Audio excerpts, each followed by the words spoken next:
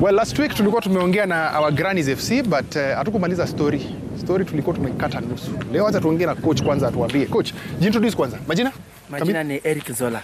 Eric Zola. Nyinyi ndio watu wa Kasululu. Yeah, Kasululu. So Eric, niambie. Yes. One of the things that watu wanajiuliza. Yes. Mashushu na train ball. Yes. How difficult is it? How easy is it to train now watu? It's very easy. Because they are doing it at their pace. They are doing it at their old age and they are passionate. They are not being pushed to play.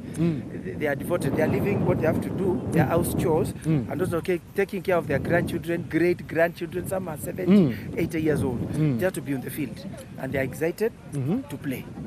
Hiyo ni sawa, but at least pale mwenye unaanza mkianza unajua Steve ananiambia hapa niwashe microphone. Iko sawa sasa Steve? Tuko sawa. So at the beginning, yes. Sio rahisi. Sasa wana join. Yes. Challenges zinakuanga gani wakijoin kwanza? Challenges ya kwanza, they imagine how do we play football? Na wanaonanga kwa TV. Yes. Two, wanachekelewa na wajukuu na vitukuu. Shushu anaenda kwa ground kucheza nini? Unacheza nini? They don't understand. As you are young and you also get old, you need to play. You need to be flexible so that you avoid these lifestyle diseases and aging diseases. Diabetes, pressure, and also arthritis, especially the arthritis bit of it, because their bones are now weak, their ligaments, and need to flex them and have proper diet and take water, just small things here that they need to adjust their lifestyle so that they can be very active either on the field. And that means, yes, wakati unaanza na wao, yes, you have to be very careful on the kind of exercises unawapatia. Exactly. Yes. Yes. How different is it from watu kama sisi tuna approach sasa kukua your age? The difference is you need to ask them some questions. If they have any lifestyle diseases, if they have had injuries on their legs, their hands, then you start by stretching them a bit through just simple PE, physical education exercises, the one we used to do in primary and high school. Yes. Then you're able to see how fit they are. If you suspect they are not okay, then we have to send them to an hospital, let them know their pressure, and we monitor over time their diabetes level, because some could be healing, but they don't know. But funny enough, some are coming even with headaches. By the time they leave the field, they feel much better. They are cured. Yeah, just by being active, releasing that pressure. And I know it is recovery inakuaje, because do they play full matches? How short are their games and how do you recover? They are starting from small matches like you've seen today, just stretches that you can see the extent they can do. Yes. Even like today, one was from hospital, I think 2 days ago. So she has told us, so we had to give her a break, drink some water as we monitor her. Okay. Yeah. Recovery yao inakuangaje? It's slow. But then it depends on their diet plan, how they are eating, so they need to really supplement their diet because of that age. You know, as you age, your body cannot regenerate cells easily like when you are young, because it's a factor of aging. Hiyo ni kwa injuries. Yes. But now I'm talking about after training. Kuna the recovery sessions. Yes. How do they recover? Is it like normal players or yao ni tofauti kidogo? It's a bit takes a bit longer, but we allow them to rest. In fact, most of them tell you they sleep quite well after a match than never before. Usingizi inaingia vizuri. They're able to sweat. You know, the largest excretory organ is the skin. So by the time you sweat and you exercise, your nerves can now relax well. Your joints that have been not been able to flex over time, and that's why they're enjoying the match. Kabisa. Yes. Coach, shikilia tu hapo. Nataka niongee na TM kidogo. Shikilia tu microphone yako. You're not new to football. I'm not. Wewe maisha yako imekuwa mpira sana. Yes. How did you find yourself involved with Grannies? Tuanzie hapo. Number one, thank you. Let me introduce myself. Yes. I'm Phoebe Nandwa. I think I've eaten football all my life. Kabisa. By courtesy of being married to a football coach, Mr. James Nandwa. Kabisa. So I think when we saw the Grannies arriving from Johannesburg, from South Africa, yes, it ignited something in the whole nation. Everybody wanted to be part of it. And that is how the Grannies Federation was born. And I think I also want to take this opportunity to actually thank the founder of the Grannies Football Federation, Dr. Elizabeth Keitani, who is the president of the federation. Yes. And just to mention that the federation is now in place. It is at the same league with the FKF. Yeah. And what we are part of what we are doing is try and ensure as many teams as possible are affiliated to the federation. Yeah. So part of the players that are here are from Nairobi. But remember, we have over 200 teams nationwide. Yes. And right now I think we are in over 20 counties as we speak. So slowly we are getting there. How interesting is it that you've married a coach who's gone to the highest level? I'm a coach mpaka Harambee Stars. Then you come to the level of grannies. I'm sure kuna zile story anakupigianga leo mazoezi imekuwa hivi, mcheze na nisumbua, tumesucceed, tumefungwa. But then now you come to handle watu wale wanakimbia at 200 miles. I mean wanakimbia at in 10 meters, they will take a very long time to run that short distance. What is the difference? Interesting. The interest is one. Squeeze, in fact, in my house, watoto wananiambianga mami hata wewe sasa umeanza kuenda camp. You know, ukishafika, I'll tell you one thing about aging. Yes. Wakati umefika miaka kama hii yetu, most of us are empty nest. Watoto already umetoka. So we find ourselves tuko tu wawili. So most of the time what we have a lot is time. Apart from our daily chores, bado tuko na a lot of time at our disposal. Yes. And that's the time that you realize that you really need to take care of yourself. Number one, just something that also needs to be understood is that wakati magrannies wanacheza, hawachezi full matches ya 90 minutes. They only do 15 and 15. That is what is in the constitution. Okay. Yes. So it is interesting. It's also good to have a supportive husband who understand that this is now my time. And he really supports. Ananiambiaga sasa wewe unafaa ufanye hivi, ufanye vile. You know, we just keep tapping from that also. Yes. What has been the growth in terms of, since we register and put word out that we are now a federation, how has that growth been? It's been tremendous. The growth has been tremendous. As I mentioned earlier, right now we are over 200 registered teams in 20 counties and still growing. In Nairobi alone, we have four teams, but 6 of them are still in the pipeline. In fact, the whole of Makadara, of Kamkunji is already covered. We are venturing into Makadara. We also want to go to Embakasi. Pole to Riruta. And Karen, we're already here. So we've already, tumeshaweka kambi yetu hapa Karen. Na tunaambia wamama kujeni mujiunge na hii kitu. Hii kitu ya wazee ni mzuri. Something else that also needs to be understood.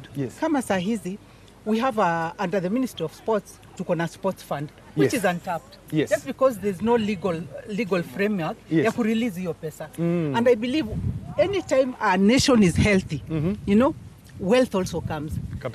The amount of money that the government is using kuweka kwa healthcare inaweza kuwa reduced, and that money inaweza saidia hata wamama kuwa empower in other ways. So we are actually asking that legal framework iwekwe, hiyo pesa iwache kukaa, isaidie wazee kama hawa wakati wako na injury, we are able to cater for them. Finally, hawa ni grannies wako hapo. Grandfathers mbona tujawafikiria? Thank you. Good question. And that is why we have our secretary here. This is part of the Nairobi. Remember, the framework for the structure for the federation is that we have the federation and then we have the counties also affiliated to the federation. Sasa hiyo county right here, I'm actually the chair of the Nairobi County, in charge of all the teams in Nairobi. He's also the secretary of the Nairobi County. I also have my assistant, the vice chair, who is also right there. She's also part of the Nairobi County. But we are saying we want to go to each and every constituency, which are 17 in Nairobi, and 85 wards, to ensure that football is played there. I tell you, the energy that these women have, the excitement, the laughter, ukitoka hapo hata stress hauna hata kidogo. And we are saying our health is our wealth. And finally, just to speak about our logo is Kick for Health. That's exactly what we're doing. Grandfathers hujaniambia mali unawaingiza. My grandfather tumesema ndo maana tuko na huu jamaa wetu hapa. Already Iten kuna team ya my grandfathers. We also want to work with the legends. Remember, the legends already wako na team yao and they are represented nationwidely. So slowly tumesema hatuachi wazee wetu nyuma. Tunataka pia tutembee nao. Si ati sisi tunakuwa fiti na tena tunaenda kunasi wazee kwa manyumba. So everybody should be fit. Everybody should be fit. And I want Meg to tell us this story, what stories they have. Meg ameingia huko anacheza nao ball. Hata asikii sasa. Meg, if you can hear us, tunataka kusikia hizo stories sasa. We want to hear those stories now. Yes. I'm having a lot of fun with these ladies, and I can tell you, Mike, these ladies are fit. Naweza sema umri. Umri wachia huko.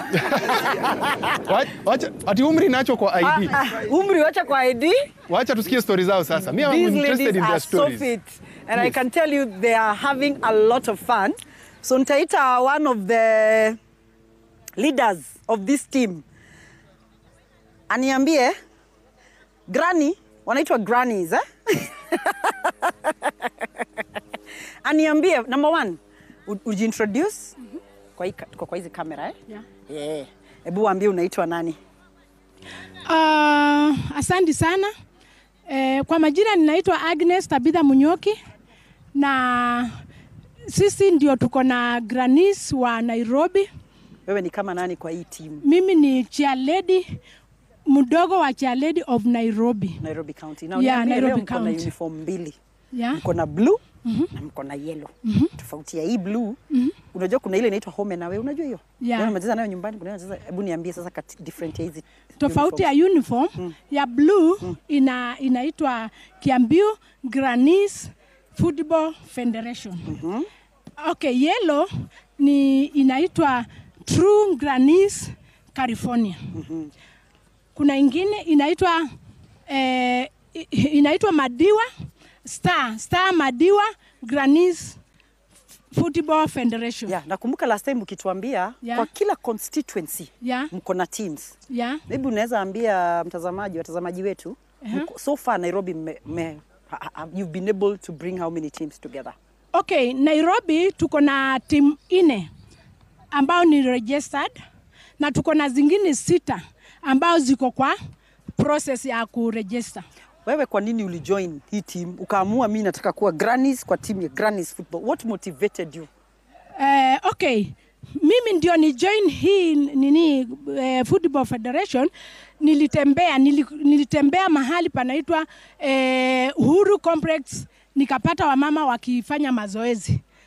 Wakati niliwaona wakifanya mazoezi, nikakaribia nikaona hii mazoezi iko na kitu mzuri ndani yake. Nikaona vile wanafanyishwa mazoezi nikasema hapana, mimi niko na athletics, pia niko na shida ya mgongo, nitajoin hawa. Na imekuwa ikikusaidia aje since then? Umesikia umebadilika? Nimebadilika sana kwa sababu wakati niliona hawa wakicheza na tukaanzisha hii Grannies pale Kiambu Ground Eastleigh South, wakati tulianza nikawa sasa ninasikia mazoezi imefanya, mgongo wangu umetulia na athletics zimeisha. Very good. Nataka niite mwenzako mmoja, naweza anza kuja karibia tu. Wewe unakaa defender. Unacheza namba gani kwa hii team? Shika hii mic alafu karibisha, utuambie, introduce yourself kwanza, uambie unaitwa nani. Kwa majina naitwa Jennifer Mumbua Mwilu na mimi nachezanga namba 6. All right. Ni kwa nini ulijoin hii team? Nini uliona? Nilijoin hii team kutoka kwa Eastleigh South. Na nilijoin juu nilikuta wamama wengine wako na umri kubwa kunishinda na bado nilikuwa na pressure. Nilikuwa nakunywa mandawa kila siku, nikiuma na kila mahali. But saa hii mimi niko na miezi 2 hata wamekosa customer wa ndawa. Saa hii niko sawa, hakuna mahali pananiuma. Very good. By the way, timu yangu inaitwa California True Grannies. Iko Kamukunji. Kamukunji, California Ward. California Ward. Yes. Na uko mko kama wangapi kutoka California Ward? California Ward niko na timu 3 wa mama 75. Wow. Very good. Sawa. Ndazungumza na mwingine pia hapa. Ni wengi. Acha niende kwa this beautiful granny. Nataka uongee na hawa watu hapa. Uambie vile unaitwa kwa hiyo kamera. Na ukaribishe hii microphone ndio wasikie. Mimi naitwa Naumwa Boy. Nimekuja huku juu ya mpira wa mama wase wanatakaga hii mpira juu. Waesi lala wase tunakaaga kwa nyumba, tukishindwa ni nini uwezi enda kazi, kuna kazi. Lakini ukikuja hapa, hiyo mafikirio yote inaisha na ukaenda mbele. Timu yako ni gani mama? Timu yangu ni hii iko na hii. Mnaitwa aje? California bado?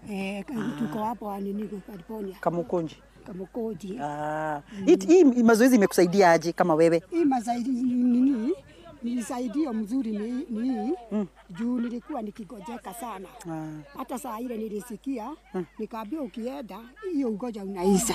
Juu unakaa kwa nyumba hiyo ugonjwa ikaenda ikikula. Ungetaka kuambia aje mama ushike vizuri? Ungetaka kuambia aje mama ambaye hayuko hapa? Mimi ningewaambia wenye wako nyumbani. Nimewaambia wakuje tupige mpira.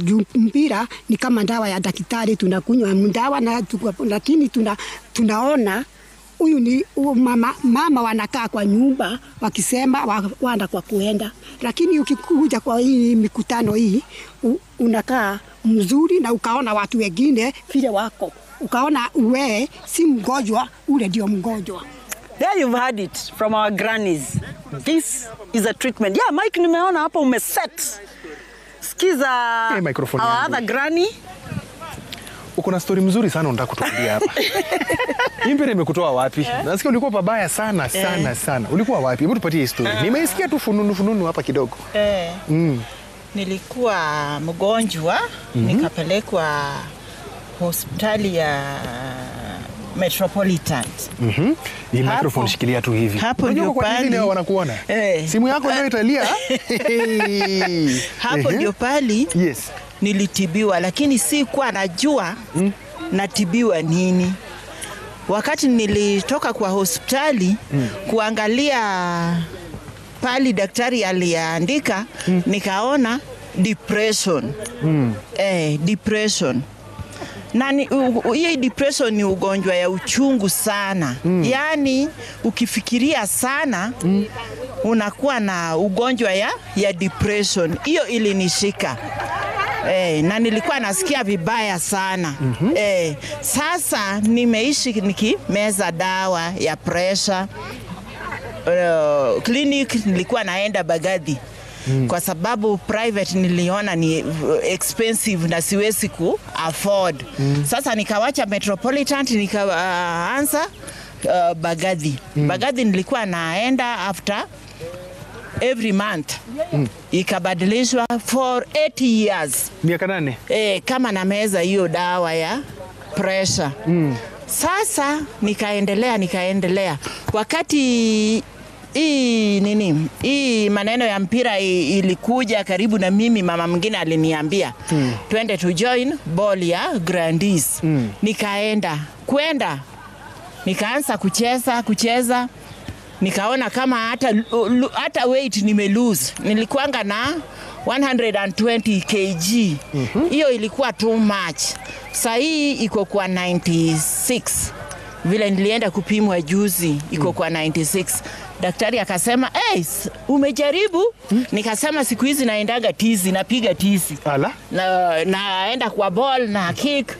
Hiyo ndio sababu nimelose hiyo weight. Hiyo losing weight si rahisi. Kwa sababu life yako ni ile. Sasa huwezi kulose weight unless unafanya mazoezi. Hii mazoezi imenisaidia. Hata depression sina. Dawa ya pressure sasa hii nimewekwa kwa ile ya chini kabisa, wanaona inaenda. Dawa imepunguzwa. Imepunguzwa. Siku hizi simezi hizo strong. Na hata sisikii kama kichwa siku hizi inaniuma. Sasa hii kitu naweza kumwambia, kwa sababu nikienda clinic naonanga wamama wengi wako hapo kwa clinic. Wajaribu hii ni dawa. Hii tizi, wamama wakuje, wale wako na pressure. Hata siku hizi kama jana niligundua naweza kuona mbali bila specs. Hata naweza kusoma. Nikasema Mungu, unafanya maajabu in my life. Sasa mimi hii maneno ya tizi, kama Mungu bado ameniweka kwa hii dunia, nitaendelea. Utaendelea na tizi? Nitaendelea na tizi. Na interest yako ya mpira sasa niambie, because umeona ile benefit iko nayo. Sijui kama unaona Harambee Stars vile wanacheza saa hii. Umekuwa na interest ya kuwa watch kweli? Nimeona.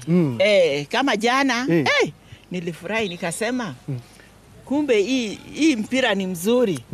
Na mimi iko hapa na lazima nipige ball. Na watu watanijaji. Sitaki judge peke myself. Let them judge me. Ulikuwa na nani ukiona hiyo ball jana? Nilikuwa na bwana yangu na watoto yangu. Vile ball ilipigwa na wajukuu. Yes. Umekaa pamoja mnaona ball? Tunaona ball. Na hiyo ni raha tena kwa nyumba. Na kitambo ilikuwa unaweza kaa uangalie mpira kweli?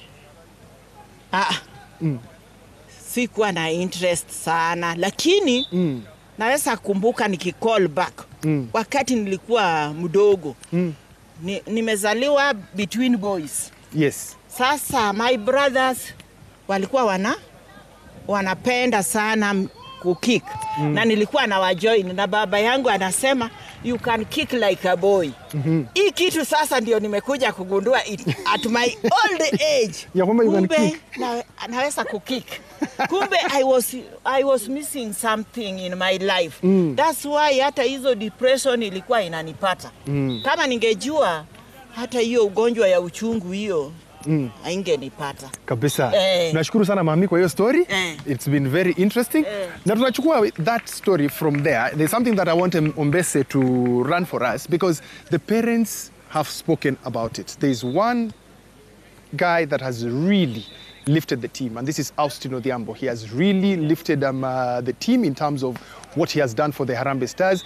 And last week, 2 days ago actually, Gatete Njoroge, one of our reporters, caught up with the parents who go Shago watch game, and now they are giving us the story of what this football has transformed in their life, what Austin playing for the Harambee Stars has done, because everybody is talking about Augusut Odhiambo. Today we want to run for you that story again so that you get the real story of Austin's parents as told by Gatete Njoroge. As thousands thronged the Kasarani Stadium to witness the nail-biting clash between Harambee Stars and Angola, millions more were glued to their screens, unwilling to miss a single moment of the action. In the quiet village of Rambula in Ugunja, Siaya County, Barack and Evelyn Otieno sat with equal anticipation, their eyes fixed on the same game. But for them, this was more than just national pride. It was personal. Out there on the pitch, wearing the national colors, was their son Augusut Odhiambo, living the dream and carrying their hopes with every touch of the ball. He's going to give his interpretation. And even before the game found its rhythm, the 12th minute brought a moment the Otieno family will never forget. As the top scorer puts it in the net. Augusut Odhiambo, the same midfielder who had helped Harambee Stars clinch their first ever CHAN victory against DR Congo, calmly stepped up to the spot and slotted in a penalty. The living room in Rambula erupted. Pride, joy, and sheer excitement filled the air as their son once again proved that the national team is more than ready for the challenge. And while the match eventually ended in a draw, Austin's goal carried weight beyond the scoreline, guaranteeing each Harambee Stars player and the technical bench a $500,000 shilling reward from President William Ruto.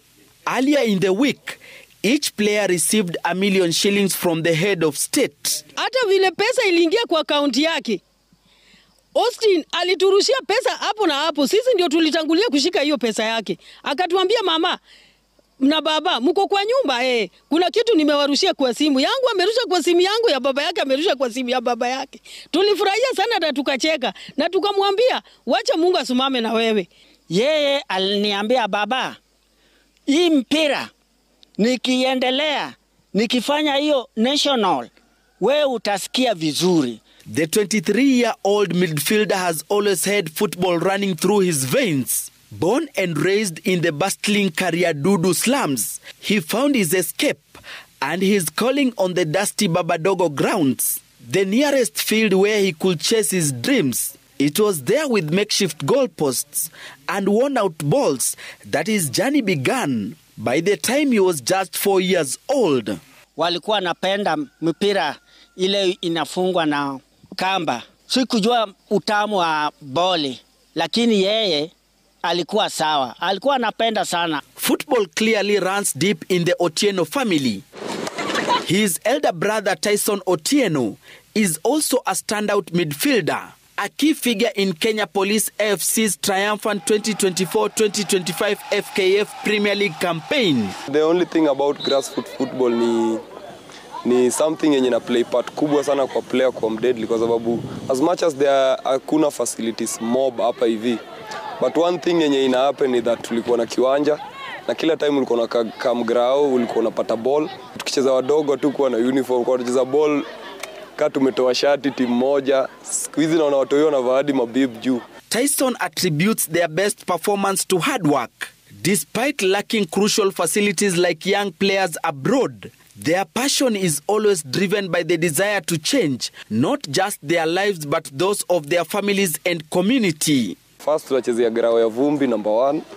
Second thing, manze ball. Unajua ball pia bila footballs hakuna vile inaweza chezeka. So footballs ni kidogo sana. So pata team ni moja, watoi ni karibu 30, ball ni moja. Ile siku tuliona game na Harambee Stars, tuko na mtu wetu wa area wa uwanja wetu ndiye ameanza kufunga bao ya ushindi. Tunafurahia sana. Nina furaha tele kuwa Austin Odhiambo alijaribu akatuwakilisha huko kutoka hii uwanja. Austin alikuwa mchezaji wa hapa ndio ametrain, amefanya kila kitu yake hapa. And just like Austin, many more rising talents are using the school holidays to sharpen their skills. Day after day, this ground comes alive, packed with young players sweating it out, pushing their limits, driven by dreams of not only wearing the national jersey, but also showcasing their talent on the international stage. Tuko na Michael Olunga ligroia kwa hii grao na amecheza bola hapa, captain wa national team. Tuko na Colin Sokoth, kuna time amekuwa captain wa national team. Na sasa pia tunashukuru tuko na mmoja Austin, pia kuna sometimes over band national team. So pia ni grao iko blessed ki design. Tuko na furaha sana kwa maana mimi najua hii nini yangu, hii maisha yangu itabadilika. Najua watoto wawili wanacheza bole. Off the pitch, the brothers give back by coaching and mentoring young boys in their community, inspiring the next generation of footballers. With the CHAN tournament still underway, the family remains hopeful that Austin will continue to carry the nation's aspirations and maybe, just maybe, help Harambee Stars lift the coveted trophy. Odhiambo again for Kenya's Harambee Stars. Gatete Njoroge, Citizen TV, Nairobi. Well, that's the story of Austin Odhiambo and the parents. TM, as we wind up, tunajua mko na challenges nyingi sana. Yes. But I want to give you 30 seconds to talk about sponsorship, because I know that's the greatest challenge that you have. Yes. Thank you. From these grannies, as you've said, we lack uniforms. There are only one set of uniform. I want to thank the Kamukunji members of County Assembly and the MP who have come out to support them. They also need shoes. They also need first aid kit. And remember, most of them have left home with nothing. So they are not going to work. At least if you can get sponsors who can give them some food for their sustenance. And some take care of their grandchildren and the like. So, and also just to ensure that minimum cover, like the SHA coverage. So that will ensure whenever they are injured or they need medical attention, they are well addressed. So I want to call on the Kenyans and any well-wishers to support them, because this is increasing their lifestyle. So wakipata hizi uniforms, first aid kit na kitu wakipeleka nyumbani kidogo, watakuwa sawa. And they sponsor them when they are going for tournaments. Like for now they need transport. Yes, even water. Like now we don't have water for them. Maji tu. Leo mega tawapanga hapo. Leo tawapanga na Predator. Predator hapo at least. But our very good viewers on this. Any support will be much appreciated. Kabisa. Thank you. So I know time yetu Ombese ametuambia tufunge kikao. Roba yuko leo. Roba ako huko Ushago kwetu. Robert is in Homa Bay County. Ako kwa Ron Marathon leo. Amelala huko Ushago kwetu in Beta. Very nice. Anakula fish huko. So tutakuwa na yeye next week bado. And jazi yangu mumekataa kushinda. So one guy that had asked for this jersey before, he's an ardent Chelsea fan. Dr. Hongo, Chiromo Hospitals. Utampelekea jazi. Utampelekea jazi. It is signed. I know yataweka kwa ukuta ataihanga kwa vizuri sana. So, Dr. Hongo, jazi ni yako. And we want to say, Meg, how do we wind up? Now, we don't have another jersey winner because I had an extra jersey here, courtesy Predator Energy Drink. But remember to grab a bottle of Predator Energy Drink or open. It has to have a white cap open. A unique code. SMS to 29884. Enter into the draw automatically to win an experience at Stamford Bridge. Win this bike, win airtime, and you never know. So thank you so much for keeping it Football 90. Every Monday at 1:30, we are right here with goodies, entertainment, fun, with such guests, motivation. Next week tunaingia mtaa. Next week tunaingia mtaa. Tunaingia mtaa. Na jazi ile ya green, ile ya away. It's fine. Hopefully tutakuwa tumefunga Zambia saa hii. Tutakuwa tumewafunga Mike. Si hopefully tutakuwa tume. Bas. My grannies, wacha niwapatie Predator. Waite wapate huko, energy. Najua sasa hii hawana energy. Yes. Kata si Predator energy drink. Kabisa. See you next time. So hapo ndio tunamalizia, tunasema asanteni sana kwa Grannies FC. I hope we will see you again next time. Nyinyi muanze hapo kwa Mega hapo. Mega kuna friji yake hapo mzito sana ya kupeana Predator. So remember there are 2 flavors. You can choose either mango or gold. Until next time, tuonane next week.